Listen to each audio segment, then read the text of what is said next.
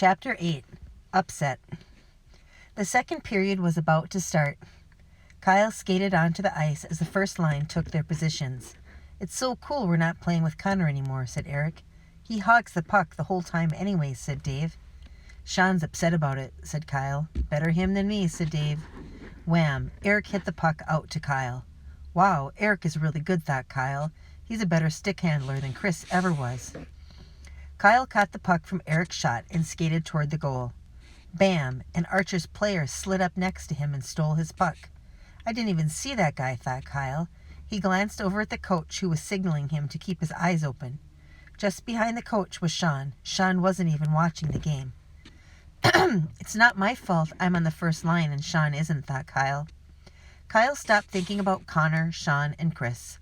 He put his mind completely on the game. Swoosh! Dave flew in and stole the puck from the Archer's wing. He passed the puck to Eric. Eric slid it over to Kyle.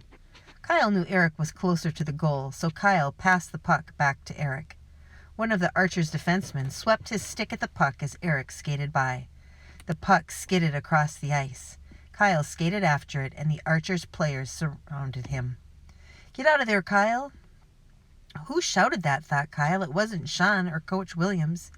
The Archer's center now had the puck. Kyle poke-checked the puck free. Dave picked up the puck and passed it to Kyle. Kyle spun around and sprinted toward the goal. He was on a breakaway. All of the Archer's forwards skated after him.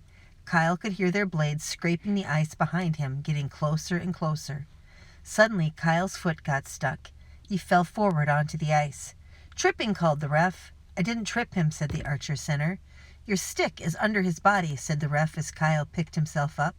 "And he was in front of you. That makes it tripping." "I don't believe this," said the Archer center. "You want more time in the box?" asked the ref. "Watch yourself next time," the center muttered to Kyle as he glided off. The ref turned to Kyle and said, "You get a penalty shot." Kyle nodded. He skated over to the center of the ice. The ref set the puck. Kyle tapped it with his stick and began moving toward the goal. This was how I made it to first string," thought Kyle. "It was that breakaway that showed Coach I was good enough." "Do it, Kyle!" That voice again. Kyle looked over at the stands. It was Caleb with a few of his buddies. Caleb was standing up, holding on to his crutch and waving his hand. This time he's not leaving the game, thought Kyle. The Archer's goalie backed into the crease as Kyle glided closer and closer. The goalie's eyes moved back and forth, watching the puck. Kyle searched for an opening. A small gap opened between the goalie's left skate and the net. That was all Kyle needed. Kyle took a deep breath, hit it low. He told himself, remembering what his brother had said. Whap! Kyle hit the puck as hard as he could, nice and low. The puck blasted past the goalie's skates and right into the back of the net. Goal! Caleb was holding his crutch over his head, waving it back and forth.